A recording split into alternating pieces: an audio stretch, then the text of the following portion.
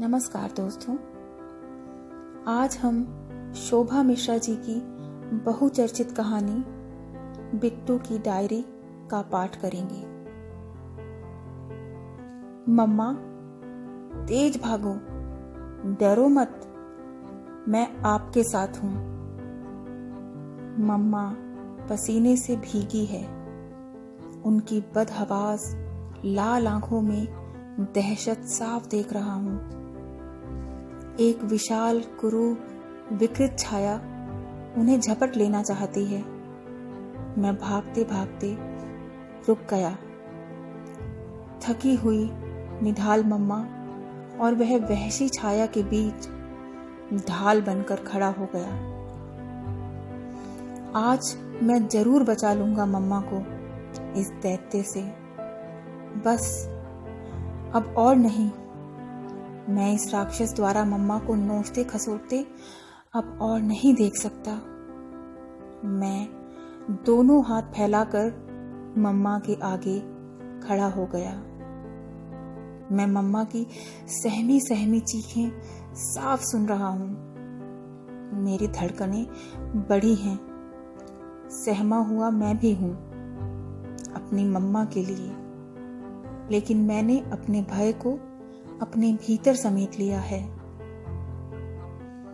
इस दैत्य रूपी कुरूप छाया को मेरी घृणा से भरी आंखें जला देना चाहती हैं। लेकिन एक बार फिर मैं मम्मा को बचाने में असफल होता हूं। किसी फुर्तीले चील की तरह, भूखे शेर की तरह, किसी आदमखोर पेड़ की तरह वह छाया मम्मा को मेरे पीछे से झपट लेती है। मैं हताश निराश सा खड़ा रह जाता हूँ।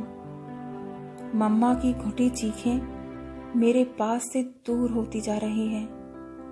उन्हें बचाने के लिए मैं पागलों की तरह उस छाया के पीछे भाग रहा हूँ।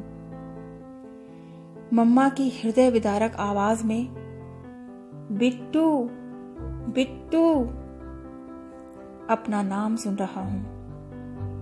मैं जोर से चीख कर कहना चाह रहा हूं, छोड़ दो मेरी मम्मा को, छोड़ दो मेरी मम्मा को, मैं तुम्हें जान से मार दूंगा। लेकिन न जाने क्यों मेरी आवाज कंठ में ही घुटकर रह गई। बहुत प्रयास के बाद भी मैं बोल नहीं पा रहा। बिट्टू बिट्टू, क्या हुआ बेटा? अपने माथे और गालों पर नर्म हथेलियों का स्पर्श पाकर मेरी आंख खुली। मम्मा पास बैठी है। चिंता उनके चेहरे से साफ झलक रही है। क्या हुआ? कोई बुरा सपना देखा तुमने? तुम नींद में रो रहे थे? तनिक भयभीत मम्मा स्नेह से मेरा माथा सहलाते हुए पूछ रही है। मैं अपलक मम्मा के चेहरे को देख रहा हूं। मम्मा की आंखें सूजी हुई हैं, मानो बहुत रोई हों। लेकिन मुझे देखकर मम्मा स्नेह से मुस्कुरा रही हैं। मेरी आंखें हमेशा की तरह उनके चेहरे, गले और बाहों के खुले हिस्से का निरीक्षण करने लगी। आज फिर मैंने उनकी बाहों और गले पर नीला निशान देखा। मैं बिलक कर मम्मा से लिपट गया। मैंने अपना चेहरा उनके सीने से सटा लिया। मम्मा ने मेरा सर अंकवार में भर लिया। रसोई की छौंकें, मसालों की महक से भरी हुई मम्मा मुझे बहुत अच्छी लगती है। लेकिन बीती रात जिस पीड़ा से गुजरी मम्मा, उस पीड़ा की दुर्गंध मेरा दम घोट रही है। सुबुकते हुए मैंने धीरे से आंखें खोली। मम्मा का चेहरा सहलाते हुए अपनी नन्ही हथेलियां उनके गर्दन से नीचे लाकर, गाउन को थोड़ा हटाकर मैंने उनके वक्ष के ऊपरी हिस्से को देखा। आज फिर वहां जख्म है। मैं रोता हुआ क्रोध से कांप रहा हूं। मम्मा ने भी कसकर मुझे खुद से लिपटा लिया। मेरा बच्चा, ऐसे थोड़ी ना डरते हैं सपनों से। कितनी बार कहा है डरावनी मूवी मत देखा करो। अब जाओ, ब्रश करो, फ्रेश होकर तैयार हो जाओ स्कूल के लिए। बस आती होगी, मुझे भी ऑफिस जाना है। मम्मा मुझे बाथरूम की तरफ ले जाती हुई बुदबुदाती हुई स्नेह से समझा रही हैं। बाथरूम में ब्रश करते हुए मैं मम्मा के बारे में सोच रहा हूँ। कल देर रात फिर मैं मम्मा की हल्की कराह सुनकर जाग गया था। चुपके से दादी के पास से उठकर मम्मा पापा के कमरे में पर्दे के पीछे से झांक कर देखा तो वही सब कुछ एक बार फिर दिखा। हर बार यही लगता है जैसे पापा मम्मा को जबरदस्ती अपने नीचे दबा देना चाहते हैं। मम्मा हल्का विरोध करती है तो उन्हें डांटते हैं। मम्मा के कपड़े जबरन उनके शरीर से अलग कर देते हैं। मम्मा धीरे धीरे कुछ कहकर अपना बचाव करना चाहती हैं। मम्मा क्या कहती हैं मैं ठीक से सुन समझ नहीं पाता। बस कभी कभी इतना समझ पाता हूँ, आज तबीयत ठीक नहीं है। शाम को माइग्रेन से सर फट रहा था, ब्लड प्रेशर हाई था, लेकिन पापा उन्हें तब भी नहीं छोड़ते। झुंझलाकर गुस्से में हल्के से चीख कर अपनी मुट्ठियां भींचकर कहते हैं, तुम हमेशा मेरा अपमान करती हो। मम्मा उन्हें धीरे बोलने के लिए कहती हैं। मैं और दादी जाग जाएंगे ऐसा कहकर चुपचाप लेट जाती है और पापा भूत की तरह उनके ऊपर अजीब तरह से हिलकर उन्हें झकझोरने लगते हैं। मम्मा की घुटी चीखों से मैं समझ जाता हूँ कि उन्हें दर्द हो रहा होगा, लेकिन मम्मा जोर से क्यों नहीं चीखती, दादी को क्यों नहीं पुकारती। यह बात मैं आज तक नहीं समझ पाया। मुझे याद है लगभग 2 साल पहले जब मैं फर्स्ट क्लास में पढ़ता था, तब मैंने पहली बार मम्मा को रात में दर्द से चीखते हुए और पापा को भूत की तरह उनके ऊपर हिलते डुलते देखा था। अंधेरे में मैंने पापा को डांटकर मम्मा को छोड़ने के लिए कहा था। तब पापा ने मम्मा को ये कहकर डांटा था, तमाशा बनाकर रख दिया है तुमने, बच्चे पर क्या असर पड़ेगा इन सब बातों का। तब मम्मा ने मुझे यूं डांटा जैसे मैंने ही कोई अपराध किया हो। बिट्टू चुपचाप सो जाओ, तुम्हें सुबह जल्दी उठना है ना। मम्मा ने मुझे क्यों डांटा मैं आज तक नहीं समझ पाया। मैंने दादी से शिकायत की, लेकिन दादी ने भी प्यार से मुझे समझाया, बिट्टू अब तुम बड़े हो गए हो, कल से मम्मा पापा से अलग मेरे कमरे में सोना। लेकिन दादी, पापा को अक्सर रात को ना जाने क्या हो जाता है, वो मम्मा को रात में भूत की तरह नोचने मारने लगते हैं, उन्हें अपने नीचे दबाकर उनका मुंह दबा देते हैं। दादी, आपको मम्मा के चेहरे और गर्दन पर चोट के नीले निशान नहीं दिखते? दादी। मेरी बात पूरी होने से पहले ही दादी ने मुझे टपटकर पूरा दूध खत्म करने को कहा। उस घटना के दूसरे दिन से मैं दादी के रूम में सोने लगा। मम्मा से अलग सोने पर मुझे ठीक से नींद नहीं आती थी, लेकिन बहुत जिद करने और रोने पर मम्मा ने मुझे यह कहकर समझाया, बेटा दादी अकेली सोती हैं, घुटने के ऑपरेशन के बाद दादी को उठने बैठने में दिक्कत होती है, तुम उनके पास रहोगे तो जरूरत पड़ने पर हमें आवाज देकर उनकी सहायता के लिए बुला सकते हो। पापा क्यों नहीं सोते दादी के पास? आप, मैं और दादी एक रूम में क्यों नहीं सो सकते? मुझे मेरे इन प्रश्नों का कोई ऐसा उत्तर नहीं मिला जिससे मैं संतुष्ट हो जाता। अब मैं 4th क्लास में पहुंच गया हूं। मम्मा पापा दिन भर ऑफिस में व्यस्त रहते हैं। घुटनों के दर्द की वजह से दादी कहीं बाहर बहुत कम जाती हैं। घर पर ही रहकर टीवी पर भक्ति कार्यक्रम या औरतों के पारिवारिक सीरियल देखती हैं। अपने कार्टून सीरियल की प्रतीक्षा में मैं कभी कभी उनके साथ उनके सास बहू और देवी देवताओं के सीरियल देख लेता हूँ।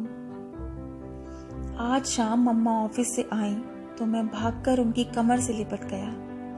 मम्मा ने मुझे बाहों में भरकर मेरे सिर पर किस किया। मम्मा ने प्यार से पूछा, मेरा बेटा क्या कर रहा था? मैं दादी के साथ महाभारत देख रहा था। मम्मा की गोद में सर रखते हुए मैंने कहा, अरे वाह, क्या देखा महाभारत में? मम्मा ने मेरा सर सहलाते हुए पूछा, द्रौपदी का चीरहरण।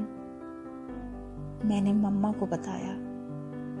अरे वाह, बिट्टू अब इतना बड़ा हो गया कि महाभारत के पात्रों के नाम भी जानने लगा। हाँ, और मैं ये भी जान गया हूँ कि द्रौपदी के कपड़े उतरने वाली बात को चीरहरण कहते हैं। मुझे दादी ने समझा दिया सब कुछ। मैंने उत्साह से मम्मा की आंखों में झांकते हुए कहा, गुड गुड। मम्मा की आंखें चमक उठी। मम्मा, आपको पता है द्रौपदी का चीरहरण क्यों हुआ? मैंने उत्साह से मम्मा से प्रश्न किया। पांडवों के जुए की बुरी आदत की वजह से, मम्मा ने उत्तर दिया। ना, इसलिए क्योंकि एक बार दुर्योधन के पानी में गिरने पर द्रौपदी उन पर हंसी थी और अंधे का पुत्र अंधा कहकर उनका मजाक उड़ाया था। मैंने सोचा मेरी इस जानकारी पर मम्मा खुश हो जाएंगी। ओह, लेकिन बेटा, क्या सिर्फ मजाक उड़ाने भर से किसी औरत को सबके सामने नंगा किया जाना ठीक है? और ये सब? मम्मा तनिक चकित होकर मुझसे कुछ प्रश्न करने वाली थी, लेकिन मुझे बाहर खेलने जाना था। मैं मम्मा की पूरी बात सुने बिना बाहर भागा। आज पेरेंट्स टीचर मीटिंग में मम्मा पापा स्कूल आए हैं। मैथ्स की वीकली रिपोर्ट में हर बार की तरह इस बार भी मेरे मार्क्स कम हैं। मैम ने मम्मा पापा को मुझ पर ध्यान देने के लिए कहा। पापा से मैम ने ये भी कहा कि मैं क्लास में गुमसुम बैठा रहता हूँ। मीटिंग खत्म होने के बाद क्लासरूम से बाहर निकलते ही पापा ने मेरे गालों पर किस्सी करने के बाद पूछा, बिट्टू, मैथ्स में आपके मार्क्स कम क्यों आ रहे हैं? कहाँ खोए रहते हो क्लास में बेटा? कल से पापा बिट्टू को मैथ्स पढ़ाएंगे और बिट्टू के पूरे मार्क्स आएंगे, है ना बिट्टू? पापा ने प्यारी सी स्माइल के साथ मेरे गालों पर किस किया। पापा इस समय बहुत क्यूट लग रहे हैं। दिन में तो पापा हमेशा क्यूट लगते हैं। मम्मा दादी मुझसे सबसे प्यार करते हैं। मुझे हमेशा चॉकलेट और खिलौने लाकर देते हैं। हर वीकेंड बाहर घुमाने भी ले जाते हैं। बस रात में अक्सर पापा मम्मा के साथ अजीब व्यवहार क्यों करने लगते हैं? मैं यही सब सोच रहा हूँ। तभी मेरा क्लासमेट संचित मुझे दिखता है और मैं उसके साथ झूले पर खेलने लगता हूँ। मम्मा पापा संचित के मम्मा पापा से बातें करने लगे हैं। मैं और संचित झूलते हुए कार्टून कैरेक्टर की बातें करते हैं। कल संचित को उसकी मम्मा ने डोरेमन नहीं देखने दिया। संचित मिस हुए एपिसोड को याद करते हुए कुछ उदास हो गया था। मम्मी ने कल मुझे डोरेमन नहीं देखने दिया। ना जाने प्यार व्यार का कैसा सीरियल देखने लगी हैं आजकल। किसी की शादी होती है, किसी का डाइवोर्स होता है, कोई आंटी अपने हस्बैंड को छोड़कर किसी दूसरे आदमी से प्यार करने लगती हैं। बस यही सब होता है उन सीरियलों में। झूला झूलते हुए मैं चुपचाप संचित की बातें सुन रहा था। अचानक मैंने संचित से प्रश्न किया, ये प्यार क्या होता है? प्यार संचित असमंजस में कुछ उत्तर नहीं दे पाता। बोल ना, मैंने परेशान होते हुए पूछा। अरे वही मम्मी के सीरियलों वाले प्यार जैसा प्यार, संचित ने खेलते हुए अनमने मन से उत्तर दिया। संचित, क्या रात में कभी कभी अंकल भूत जैसे बन जाते हैं, आंटी को चोट पहुंचाते हैं? नहीं तो मेरे पापा तो कभी भी मम्मी को नहीं मारते, संचित ने मासूमियत से उत्तर दिया। नहीं, मैं पूछ रहा हूं, रात को अंकल आंटी को हर्ट करते हैं क्या? मैं उसे जो समझाना चाह रहा हूं वह कैसे समझाऊं, खुद ही नहीं समझ पा रहा। तू क्या कह रहा है, मेरी समझ में नहीं आ रहा। मेरे पापा मम्मी को कभी हर्ट नहीं करते, चाहे दिन हो या रात। असमंजस में संचित पहले झुंझलाया, फिर खिलखिला पड़ा। संचित का खिलखिलाना मुझे यूं लगा जैसे वह मुझ पर हंस रहा हो। आज मम्मा नानी से फोन पर बात करते हुए रो रही हैं। मैं सब कुछ सुन रहा हूं, लेकिन ठीक से समझ नहीं पा रहा। माँ, आपको ये बातें छोटी लग रही हैं? मुझे घिन आती है अपने आप से। अपने समय की बात मत बताओ और पति के अधिकार की बात कहकर मेरी समस्या को हल्का मत करो। मैं नहीं बर्दाश्त कर सकती अब। मम्मा ने रोते हुए ऐसा ही कुछ नानी से कहा, लेकिन मैं पूरी बात नहीं समझ पाया। आज मम्मा की स्कूल फ्रेंड विनू आंटी आई हैं घर पर। मम्मा खुश हैं। उन्होंने आज खूब अच्छा खाना बनाया है। आज रात पापा मम्मा के रूम में नहीं सोए। मम्मा और विनू आंटी के साथ मैं भी सोया हूँ। मम्मा और आंटी के बीच सोकर मुझे बहुत अच्छा लग रहा है। जब मैं मम्मा से लिपटकर सोता हूँ तो मुझे बहुत अच्छी नींद आती है। मम्मा के नर्म पेट की तकिया पर मुझे मीठी मीठी नींद आती है। रात में न जाने क्या हुआ, मम्मा मुझे अपने से अलग करके बैठी और विनू आंटी से धीरे धीरे कुछ कहने लगी। ये सब कुछ इतना आसान नहीं है विनीता। समाज क्या सोचेगा? किस बात के लिए पति के खिलाफ कोर्ट में गई मैं? समाज को गोली मार। पापा, ताऊजी, मेरा छोटा भाई क्या सोचेंगे वे मेरे बारे में? बिट्टू के पापा ने आज तक मुझे किसी के सामने हाथ भी नहीं लगाया। उनके जिस व्यवहार से मैं दिन रात आहत हो रही हूं, उसके बारे में तो किसी को भनक तक नहीं है। एक दो बार मैंने माँ को बताने की कोशिश की तो वो बहुत नॉर्मल सी बात कहकर मुझे ही समझाने और कोऑपरेट करने के लिए कहने लगी। सबकी निगाह में बिट्टू के पापा की इमेज बहुत अच्छी है। अब भले ही विवाहित महिलाओं की सुविधा के लिए कानून बन गया हो, लेकिन मैरिटल रेप की बात सुनकर सब मेरे बारे में क्या सोचेंगे? और मेरी शादी टूटी तो मैं कहां जाऊंगी? मेरे बिट्टू का क्या होगा? मैं जागते हुए भी सोने का बहाना करके सब कुछ चुपचाप सुन रहा हूं। मुझे कुछ समझ नहीं आ रहा कि मम्मा और विनू आंटी क्या बातें कर रही हैं। जब तुझे कोई कदम उठाना नहीं तो सहती रह सब। मुझे भी ना बताती कुछ, क्यों बताया सब मुझे? विनू आंटी इतना कहकर दूसरी तरफ करवट बदलकर सो गई। मम्मा देर तक घुटनों पर सर टिकाए अंधेरे में बैठी रही। आंखें बंद किए मैं भी जागता रहा और मम्मा के आंचल का कोना अपनी चुटकी में मसलता रहा। कभी कभी धीरे से आंखें खोलकर मम्मा का चेहरा देख लेता। बाहर लॉबी से आती हल्की रोशनी में मम्मा की आंखों के काले घेरे साफ दिख रहे हैं। मैं उनकी सुंदर आंखों के आसपास काले घेरे को नहीं देखना चाहता। मैं मम्मा को हमेशा खुश देखना चाहता हूँ। आज एक बार फिर बीती रात की कहानी डरावने दृश्य की तरह मेरी आंखों से गुजरी। देर रात पापा भूत रूपी छाया में बदल गए और मम्मा को नोचा खसोटा। सुबह मैं अपने बिस्तर पर बैठा मम्मा को घर के काम करते देख रहा हूँ। मम्मा अपनी उदासी की अनदेखी कर सुबह की दिनचर्या में व्यस्त हैं। लेकिन आज मम्मा कुछ ज्यादा थकी हुई लग रही हैं। धीरे धीरे चल रही हैं, बार बार सोफे पर जाकर बैठ रही हैं। पास ही बैठे पापा और दादी अखबार पढ़ रहे हैं। अचानक कोई न्यूज पढ़ते हुए पापा बुदबुदाए, फिर 2 मासूम जिंदगियां गोत्र विवाद की बलि चढ़ गईं। हे भगवान, ये आजकल के बच्चे रीति रिवाज और परंपराएं कब समझेंगे? इज्जत को बचाने के लिए क्या करें बेचारे परिवार वाले। गहरी सांस छोड़ते हुए दादी भी तनिक दुखी होते हुए बोली, पापा, गोत्र विवाद क्या? मैं अपना प्रश्न पूरा नहीं कर पाया।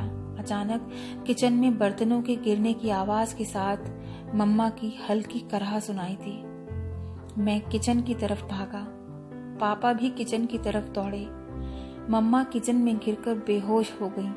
पापा ने उनके चेहरे पर पानी के छींटे मारे, तब होश में आई। पापा सहारा देकर उन्हें बेडरूम तक ले गए। मैं पापा को मम्मा के पास नहीं देखना चाहता, उन्हें छूते हुए नहीं देखना चाहता।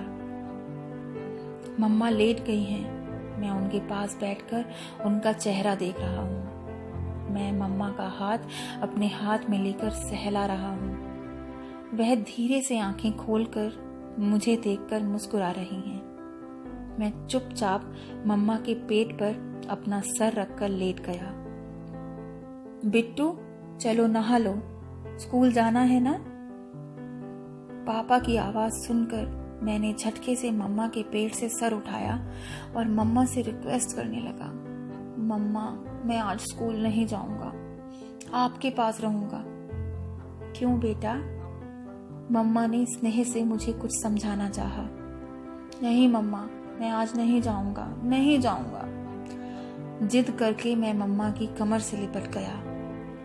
मुझे नहीं पता मम्मा ने पापा को कैसे समझाया, लेकिन आज मुझे स्कूल से छुट्टी करने की परमिशन मिल गई। आज मम्मा भी ऑफिस नहीं जा रही। मम्मा को डॉक्टर के पास जाना है। आज शौर्य अंकल घर आए हैं। शौर्य अंकल मम्मा के कलीग हैं, कभी कभी घर आते हैं। आज शायद मम्मा की बीमारी के बारे में सुनकर उन्हें देखने आए हैं। मैं कुछ देर अंकल के पास बाहर लॉन में साइकिल चलाने लगा। ज्यादा देर साइकिल चलाने में मन नहीं लगा मेरा ध्यान मम्मा में ही था। मम्मा को शौर्य अंकल से कहते सुना था कि उनका हीमोग्लोबिन बहुत डाउन है। अचानक मुझे लगा कि मैं मम्मा से पूछूं हीमोग्लोबिन डाउन होने की बीमारी के बारे में। मैं साइकिल छोड़कर मम्मा के रूम की तरफ भागा। वहां पहुंचकर मैं दरवाजे के पास ही ठिठक गया। शौर्य अंकल मम्मा के सिरहाने की तरफ घुटनों के बल नीचे बैठकर उनके माथे को सहला रहे हैं। उन्होंने मम्मा का एक हाथ अपने हाथ में भी पकड़ा हुआ है। अचानक मुझे रूम में आया देखकर अंकल झटके से उठ खड़े हुए और मम्मा भी हड़बड़ाकर उठ बैठी।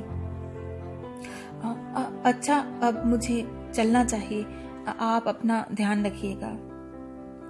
हकलाते और कुछ झिझकते हुए शौर्य अंकल ने मम्मा से कहा और स्नेह से मेरा सर सहलाते हुए रूम से बाहर निकल गए। मैं कुछ क्षण मम्मा को टकटकी लगाए देखता रहा। मम्मा मुझे देखकर मुस्कुरा रही थी। इस समय उनका चेहरा पूरी तरह तनाव मुक्त था। इस वक्त काले घेरों से घिरी उनकी आंखों में सुकून और चमक थी, लेकिन मेरे मन में ढेरों प्रश्न हैं। मैं मम्मा से जाने क्या क्या पूछना चाहता हूँ, लेकिन वे प्रश्न क्या हैं, क्यों हैं, मैं खुद भी नहीं समझ पा रहा। आज मम्मा के प्रति अंकल का व्यवहार मुझे अजीब सा लगा। अंकल को कभी मैंने मम्मा के रूम में नहीं देखा था और आज तो उन्होंने मम्मा को छुआ भी। मम्मा को अब तक सिर्फ पापा को ही छूते हुए देखा है। कभी कभी मामा और नाना जी को उन्हें गले लगाते तो देखा है, लेकिन अंकल को आज ही छूते हुए देखा। मुझे कुछ कुछ याद आ रहा है। एक बार टीवी पर रामायण देखते हुए मैंने दादी से पूछा था, अशोक वाटिका में जब भी रावण सीता जी से मिलने जाता है तो सीता जी गुस्से में उसे दूर रहने के लिए क्यों कहती हैं? तब दादी ने समझाया था, सीता जी राम जी की पत्नी थी। राम जी ने उनसे शादी की थी और पत्नी को पति के अलावा कोई नहीं छू सकता। अगर कोई छूता है तो वह पापी होता है, कुकर्मी होता है, दैत्य होता है। पास आओ बिट्टू, वहां खड़े खड़े क्या सोच रहे हो? एक हाथ आगे बढ़ाकर मम्मा ने जब मुझे स्नेह से पुकारा तब मैं चौंक कर उनके पास जाकर बैठ गया और उनका हाथ पकड़कर अपना सर उनके पेट पर रख दिया। मम्मा धीरे धीरे मेरे सर को सहलाने लगी। हर बार की तरह इस बार न जाने क्यों मुझे मम्मा के पेट पर सर रखकर पहले की तरह अच्छा नहीं लग रहा था। मैं मम्मा के आंचल से खेल भी नहीं रहा था। मम्मा के पेट पर उंगलियों से घुड़दौड़ वाला टकबक भी नहीं खेल रहा। दुविधा में हूं, न जाने क्या है मेरे मन में। हिम्मत कर सर उठाकर अधलेटे ही मम्मा की तरफ देखकर मैंने उनसे बातचीत करना शुरू किया। मम्मा, शौर्य अंकल आज आपके और पापा के रूम में क्यों आए? मेरी तबीयत ठीक नहीं है ना, इसलिए मुझे देखने आए थे। आंखें बंद किए हुए मम्मा ने बुदबुदाकर धीरे से कहा, ओह, मुझे ध्यान आया। मैं मम्मा से जो पूछने आया था वह तो भूल ही गया। मम्मा, हीमोग्लोबिन डाउन होने की बीमारी क्या होती है? खून ठीक से नहीं बनता बेटा। अलसाई मम्मा ने आंखें बंद किए ही बुदबुदाकर कहा और दूसरी तरफ करवट बदल ली। मम्मा को शायद अब नींद आ रही है। मैं उठकर बेड के दूसरी तरफ जाकर एकटक मम्मा के चेहरे को देखने लगा। मम्मा की आंखें बंद हैं, होंठ अध खुले हैं। हल्की मुस्कान से भरा मम्मा का पुरसुकून चेहरा मैं बहुत सालों बाद देख रहा हूँ। अचानक मुझे अपनी साइकिल का ख्याल आया। मुझे और साइकिल चलानी है। मैं भागकर बाहर आया और अपनी साइकिल पर बैठकर तेज तेज पैडल मारने लगा। मैं अपने चेहरे पर हवा की थपकियां महसूस कर रहा था। मैं चाहता था कि साइकिल तेज गति से आसमान की तरफ उड़ जाए। मैं चिड़ियों के साथ उड़ जाना चाहता था। मम्मा की तबीयत अब ठीक है।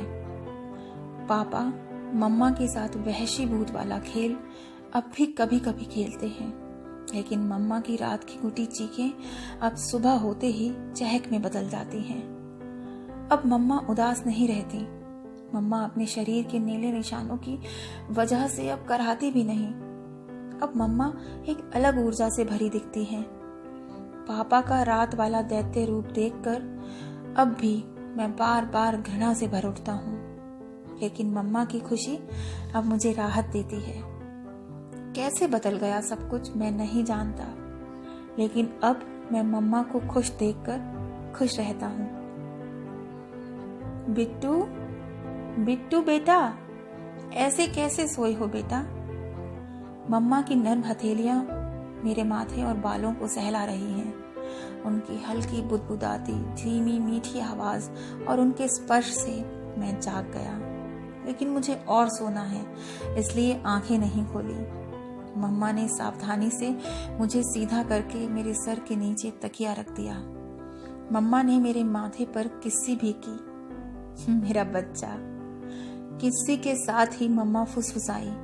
मम्मा के पांव की आहट मैं अपने पास से दूर जाते हुए महसूस कर रहा हूँ। आज शाम होमवर्क करते करते कब मैं बेड पर सो गया पता ही नहीं चला। कुछ देर बाद मोबाइल की घंटी से मेरी नींद खुल गई। रसोई की खटपट के साथ मैंने मम्मा की आवाज सुनी। मम्मा धीमे स्वर में फुसफुसाकर किसी से बात कर रही थी। खाती हूँ बाबा, सारी दवाइयाँ ध्यान से खाती हूँ। नहीं नहीं, अरे सुनो तो, वो गिफ्ट मत करना मुझे। मैं घर पर सबको क्या बताऊंगी कि किसने दिया है ये गिफ्ट। वो कमाती जरूर हूँ, लेकिन मेरे कितने दोस्त हैं। मैं कब क्या अपने लिए खरीदती हूँ, कितना खर्च करती हूँ। मेरे दोस्त मुझे कैसा गिफ्ट दे सकते हैं, ये सब कुछ घर के लोग जानते हैं शौर्य। ठीक से कुछ सुनाई नहीं दे रहा है, लेकिन मम्मा के मुंह से शौर्य नाम सुनकर मैं तिनक ठिठका। मम्मा शौर्य अंकल से इस तरह कुछ अलग ढंग से क्यों बात कर रही हैं? वे कुछ कुछ उन सीरियल की गंदी आंटी की तरह लग रही हैं जो दादी अक्सर देखती हैं और उन गंदी आंटियों को भद्दी गालियां देते हुए घृणा करती हैं। उन सीरियलों में वे अपने पति को छोड़कर किसी दूसरे अंकल के साथ मस्तियां करती हैं। मेरा दिल तेजी से धड़क रहा है। मैं धीरे से बेड से उठकर ड्राइंग रूम में सोफे पर बैठी मम्मा को बात करते हुए देखने लगा। मम्मा सोफे के बैक पर सर रखकर आंखें बंद कर धीरे धीरे शौर्य अंकल से बात कर रही थी। प्लीज उदास मत हो शौर्य, हमारे नसीब में ऐसे ही मिलना लिखा था। तुम्हारा प्यार भरा साथ और बिट्टू का सहारा न होता तो मैं कब का मर चुकी होती। ओके, मैं अपना ध्यान रखूंगी, तुम भी खुश रहना। आखिरी बातचीत के कुछ क्षणों में बातें कम थीं, चुप्पी ज्यादा थी। फोन कट करने के बाद मम्मा ने मोबाइल की स्क्रीन को अपने होठों से लगा लिया और सर सोफे के बैक पर आराम की मुद्रा में रहने दिया। मम्मा की आंखें बंद हैं। हल्की मुस्कुराहट के साथ उनके चेहरे पर असीम शांति के भाव हैं। मैं पर्दे के पीछे से छिपकर मम्मा को देख रहा हूँ। मैंने मम्मा को इस रूप में पहले कभी नहीं देखा। न जाने कैसी उलझन से भर गया हूँ। इस समय मैं खुद को बहुत उदासी और बेबसी में घिरा हुआ महसूस कर रहा हूँ। मेरी धड़कनें बढ़ी हुई हैं, मेरे पांव कांप रहे हैं। न जाने कितने प्रश्न हैं मन में, लेकिन किससे पूछूं समझ नहीं पा रहा। पापा ऑफिस के काम से टूर पर हैं, दादी बुआ के घर गई हैं। इस समय मैं उन दोनों को मिस कर रहा हूँ। डोर बेल बजने पर मैं भागकर दरवाजा खोलने गया। दरवाजा खोलते ही मैं चौंक गया। सामने शौर्य अंकल खड़े मुस्कुरा रहे हैं। मैं चुपचाप उन्हें घूरता रहा। अरे बिट्टू, अंकल को अंदर बैठने के लिए कहो। मम्मा को अनसुना कर मैं चुपचाप अंकल के सामने खड़ा रहा। अंकल ने मेरे सर पर हाथ फिराते हुए एक पैकेट थमाते हुए कहा, देखो मैं आपके लिए क्या लाया हूं। अंकल के हाथ से पैकेट लेकर मैं वहीं खड़ा उन्हें देखता रहा। मैं क्रोध और बेचैनी से भरा हुआ हूं। मैं नहीं चाहता अंकल मेरी मम्मा से बात करें। मैं किचन में मम्मा के पास चला आया। मम्मा, अंकल आज हमारे घर क्यों आए हैं? सब्जी बनाती मम्मा का चेहरा देखते हुए मैंने पूछा। अंकल को खाने पर बुलाया है बेटा। जल्दी जल्दी सब्जी चलाते हुए मम्मा ने लापरवाही से कहा। अंकल पहले भी खाने पर आ चुके हैं, तब पापा और दादी घर पर होते थे। आज अंकल का घर आना मुझे अजीब लग रहा था। हमने साथ बैठकर खाना खाया।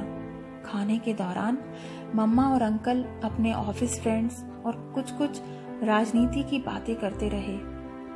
मेरा खाना खाने का मन नहीं था, लेकिन मम्मा ने जबरदस्ती खाना खिलाया। खाना खाने के बाद हम सब टीवी देखने लगे। मम्मा और अंकल लगातार राजनीति, समाज और न जाने क्या क्या बातें करते रहे। मैं सोफे के पास पड़े बेड पर लेट कर डोरेमोन देखने लगा।